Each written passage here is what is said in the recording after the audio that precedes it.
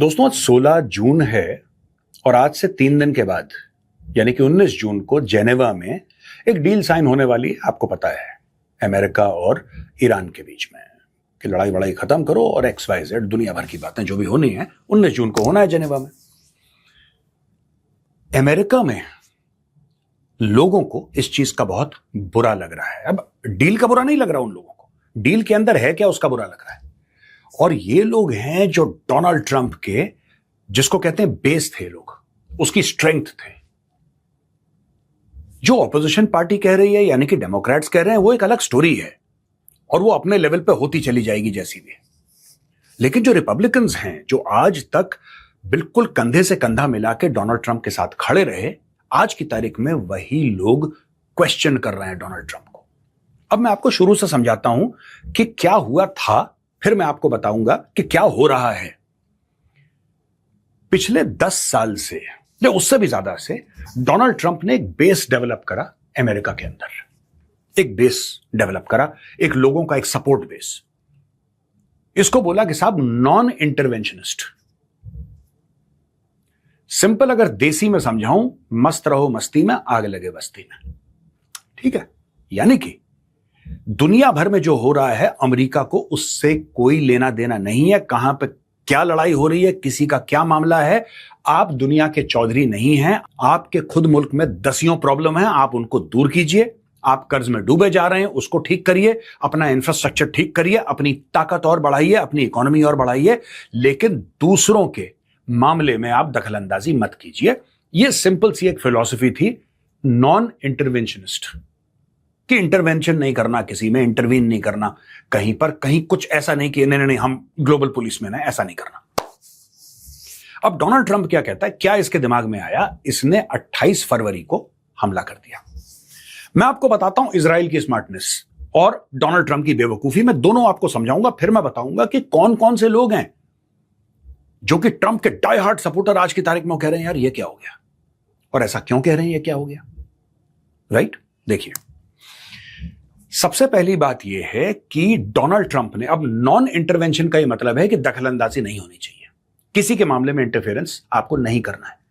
इसी के चलते डोनाल्ड ट्रंप को वोट मिले थे, और वोट इसलिए मिले थे, भाई अफगानिस्तान चले गए, 20 साल तक अफगानिस्तान में अमेरिकन, इराक चले गए तो इराक में ही रह गए, कहीं गए तो वहीं पे ही रह गए, वियतनाम गए तो वहीं पे। लोग कहते हैं यार क्या चक्कर है तुम्हारा, जितने पैसे तुम लड़ाई और जंगों में वेस्ट करते हो जिसका हमें कुछ भी नहीं मिलता अमेरिकन को। अब देखिए छोटी सी बात है, $2 ट्रिलियन, $2 ट्रिलियन इन्होंने अफगानिस्तान में लगा दिए। $2 ट्रिलियन अगर खर्च करते कहीं पे, अफगानिस्तान दुबई बन जाता। आज भी अफगानिस्तान का वही हाल है। तो इन्होंने वो पैसे खर्च कहां किए। आज की तारीख में दोस्तों भारत के एयरपोर्ट्स ज्यादा अच्छे हैं और अमेरिका के काफी एयरपोर्ट्स में, सबकी बात नहीं कर रहा, अमेरिका के काफी एयरपोर्ट्स खराब हैं, अमेरिका की काफी रोड्स खराब है, उनका इंफ्रास्ट्रक्चर खराब है अमेरिका का। $2 ट्रिलियन काफी हद तक इन प्रॉब्लम्स को सॉल्व कर देता। $2 ट्रिलियन अगर ये लगाते ठीक से तो मैन्युफैक्चरिंग अमेरिका में शुरू हो जाती। इन्होंने लड़ाई में लगाए। ये सिर्फ अफगानिस्तान की बात कर रहा हूं। अब आप ये समझिए पूरी दुनिया भर में लड़ते रहते हैं, इनका कितना पैसा खर्च होता होगा। अच्छा, उससे कुछ रिजल्ट भी नहीं निकलता। ये इराक गए, उसका रिजल्ट क्या निकला अमेरिका के लिए। ये अफगानिस्तान गए, रिजल्ट क्या निकला। ये वियतनाम गए, रिजल्ट कुछ नहीं निकलता इनका, बस ये लड़ते रहते। तो बोला कि नहीं साहब डोनाल्ड ट्रंप आएगा, वो लड़ाई नहीं करेगा। और डोनाल्ड ट्रंप ने वोट भी, यार ओबामा लड़ाई करता है, ये जो बाइडेन लड़ाई करता है, सब गंदे हैं, बस मैं ही अच्छा हूं, मैं शांति प्रिय आदमी हूं, मुझे नोबेल पीस प्राइज दे दो। आप याद है बीच में बहुत नोबेल कहता था, आजकल उसने बात करनी बंद कर दी नोबेल की। इसने जाके ईरान पे हमला कर दिया। मैं क्यों रिस्पेक्ट करता हूं इजरायलीज की, purely from a military point of view. देखिए आपकी लड़ाई के कुछ ऑब्जेक्टिव्स होते हैं, आप जब भी युद्ध करते हैं आपके ऑब्जेक्टिव्स होते हैं, और ये ऑब्जेक्टिव्स डिफाइन करते हैं कि आप लड़ाई जीते या हारे। ठीक है, आपका ऑब्जेक्टिव क्या है। आपका अगर ऑब्जेक्टिव यह है कि आपको रेजीम चेंज करनी है ईरान के अंदर, तो क्या आप कर पाए। अगर आपका यह ऑब्जेक्टिव है कि आप एक साथ न्यूक्लियर मटेरियल पूरा का पूरा एनरिच्ड आप उठा पाए, तो क्या आप उठा पाए। अगर यह आपका ऑब्जेक्टिव था, अगर यह आपका ऑब्जेक्टिव था कि साहब हम ईरान की पूरी मिलिट्री को बर्बाद कर देंगे, अगर ये आपका ऑब्जेक्टिव था। देखिए, लड़ाई लड़ना ना लड़ना, मैं यहां पे आपको मॉरल लेक्चर देने के लिए नहीं आया कि सही है या गलत है। आपको जो काम करना है कीजिए, आपको जंग करनी है बिल्कुल ढंग से करिए। मेरा ये पॉइंट है दोस्तों, this is the point that I am trying to bring out. अच्छा, जो नॉन इंटरवेंशनिस्ट टाइप के लोग थे उन्होंने बोल दिया कि यार ये क्या कर दिया इसने। अब कुछ समय के बाद डोनाल्ड ट्रंप को लगा कि ये जो लड़ाई है ईरान के साथ, ये इसके हाथ से निकल रही है। अब इन तिलों में तेल नहीं, अब कुछ निकलने वाला नहीं इसका, क्योंकि ईरान ने रगड़ दिया इसको बुरी तरीके से। जितने भी सैन्य अड्डे थे मिडिल ईस्ट में, सब पे उसने ड्रोन मारे, मिसाइल मारी, ये कुछ नहीं कर पाया। पूरे मिडिल ईस्ट में इनके मिलिट्री बेसिस, और जिन बादशाहों ने, शहनशाहों ने, शेखों ने ये मिलिट्री बेस वहां पे लगाने की परमिशन दी, ये उसको भी नहीं बचा पाए। जबकि उन्होंने दी इस सूरत में थी कि साहब अगर हमारे ऊपर हमला होगा तो आप हमें बचाएंगे ना। बिल्कुल साहब, इसीलिए तो हमने बेस बना रखा है। अब हमला हुआ, ये कुछ नहीं कर पाए, ये कुछ भी नहीं कर पाए।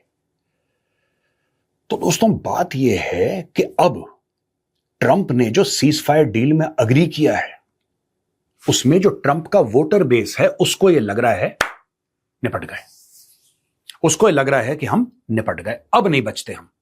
क्योंकि ट्रंप ने इस जल्दबाजी में कि मैं लड़ाई, ये उतावला बहुत है डोनाल्ड ट्रंप। इसकी सबसे बड़ी खुजली है कि उतावला बहुत है, इसको हर चीज अभी चाहिए। और उसमें कोई गलती नहीं है कि आपको हर चीज अभी चाहिए, लेकिन आपको क्या चाहिए आपको सर्टन होना पड़ेगा। आपको एक्स चाहिए, वाई चाहिए, जेड चाहिए, फिर आप उस पर अड़े रहो कि मुझे ये चाहिए और जल्दी चाहिए, तो मुझे बात समझ में आती है। ये कभी कुछ कहता है, कभी कुछ कहता है। अब 3-4 बातें मैं आपको बताता हूं। लड़ाई से पहले, यानी कि 28 फरवरी के पहले स्ट्रेट ऑफ हॉर्मुज खुला था, आज की तारीख में बंद है।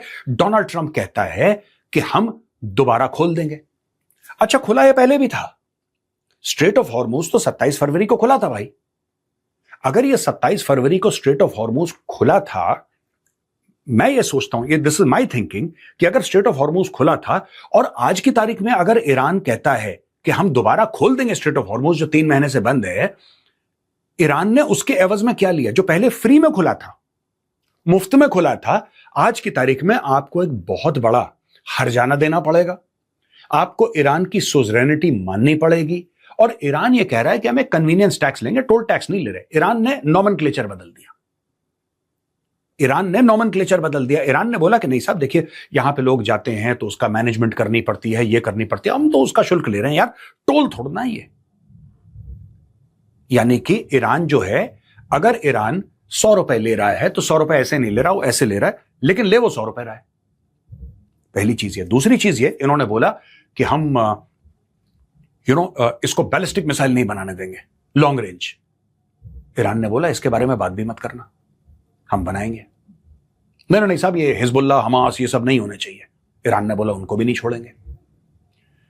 अब आई बात न्यूक्लियर पे। जब न्यूक्लियर पे बात आई तो फिर सब लोगों ने बोलना शुरू करा कि नहीं साहब, न्यूक्लियर तो नहीं होना चाहिए ईरान के पास, नहीं होना चाहिए, नहीं होना चाहिए। ईरान ने बोला ठीक है, अगर आप कह रहे हैं हम इसके ऊपर भी बात करने को तैयार हैं। अरे जीत गए साहब, जीत गए। ईरान बात तो पहले भी कर रहा था। 27 फरवरी अगर एक डे है, 28 को लड़ाई शुरू हुई, 27 फरवरी को बात कर ही रहा था। देखिए, ईरान का सिंपल सा फंडा है, ईरान आपसे अगले 20 साल बात करता रहेगा ईरान, और वहां पे न्यूक्लियर वेपन अपने डेवलप करता रहेगा। It's very simple. ईरान ने कभी मना थोड़ा ना करा है कि हम आपसे बात नहीं करेंगे। वो कह रहा है बिल्कुल बात करेंगे, आओ मीटिंग सेट करो, हम आ जाते हैं, आप यहां पे आ जाओ।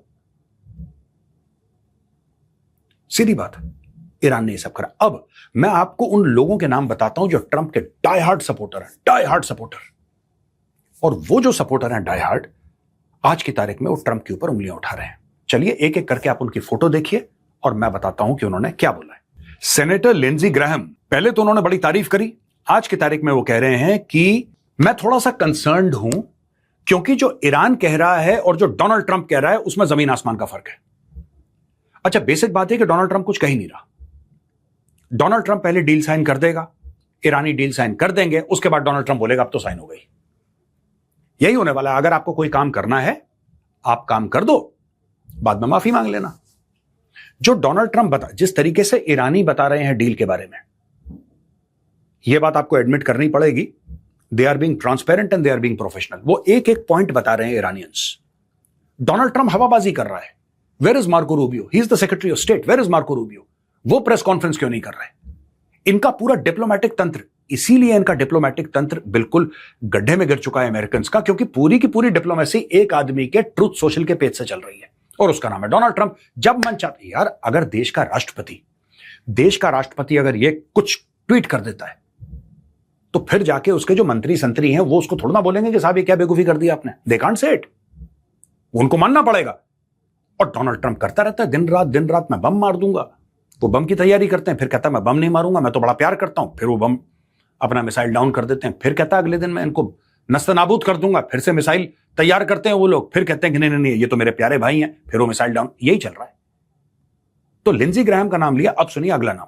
Fox News host Mark Levin. Fox News के होस्ट है मार्क लेविन। ये पहले बड़ा सपोर्ट करते थे डोनाल्ड ट्रंप के इस वॉर को।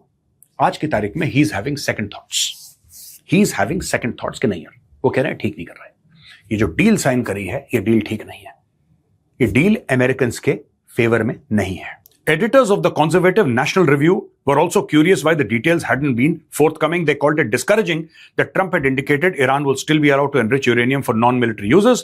All told, there is a possibility that Trump would return US to Obama's failed Iran deal that Trump rightfully tore up in his first term, which would have all the makings of humiliation after all the president's tough talk. तो ये जो national review है, जो कि support करता था Donald Trump को, इसका ये कहना है कि यार प्रेसिडेंट ट्रंप ने पहले तो बड़े टफ टॉक करी, अरे मैं ऐसा कर दूंगा। तो ये डोनाल्ड ट्रंप की आदत है, बड़ी लंबी लंबी फूंकें देना, अब मैं ऐसा कर दूंगा तो मैं वैसा कर दूंगा।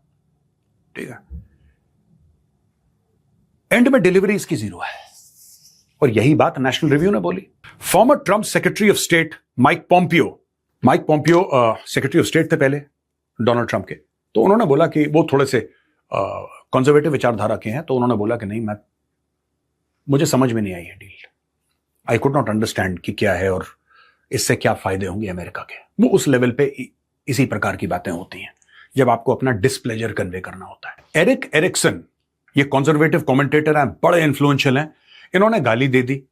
और वो जो गाली है वो मैं आपको, क्योंकि फैमिली चैनल है हमारा, मैं वो गाली यहां पे रिपीट नहीं कर सकता। इन्होंने सीधी गाली दे दी।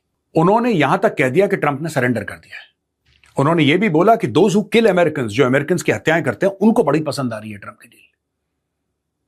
यानी कि पेट्रियोटिक अमेरिकन्स को पसंद नहीं आ रही, जिन्होंने अमेरिकन्स की हत्या करी है, अमेरिकन्स को मारा है, उनको बड़ी अच्छी लग रही है डील। मार्क थिसन, जो कि जॉर्ज डब्ल्यू बुश के साथ काम करते थे और डोनाल्ड ट्रंप उनसे एडवाइस मांगते थे कि क्या करना है, कैसे करना है, इंटेलिजेंट आदमी है वो, उसने बोल दिया कि ये जो डोनाल्ड ट्रंप की डील है ना, ये तो ओबामा की डील जैसी लगती है जो ओबामा ने ईरान को दी थी। और ओबामा को गाली देके कि ओबामा तो बेकार है, वो तो बेवकूफ है, उसको तो कुछ आता ही नहीं है। यही डोनाल्ड ट्रंप स्टोरी समझा रहा था, right? He was telling the same stories to everybody, Donald Trump. अब ये पता लग रहा है कि जो ओबामा की डील थी ना, लोग कह रहे हैं ऐसा कि जो ओबामा की डील थी, that is far superior to what Donald Trump has done. Obama did not fight a war with Iran. उन्होंने बोला कि इस तरीके से मामला सलट जाए। आज की तारीख में इन्होंने लड़ाई लड़ी, इन्होंने अपने 40-42 प्लेन गिरवा लिए, अपनी बेइज्जती करवा ली, और फिर ऐसी डील पे साइन करने जा रहे हैं। अब आज की तारीख में ईरानी खुल के बोल रहे हैं यार, ईरानी बोल रहे हैं ठोक दिया अमेरिका को, और गलत नहीं बोल रहे, they are not wrong. When the Iranians say that they have hammered the Americans, they're not lying, they're telling the truth. America has been hammered because of the leadership of one man.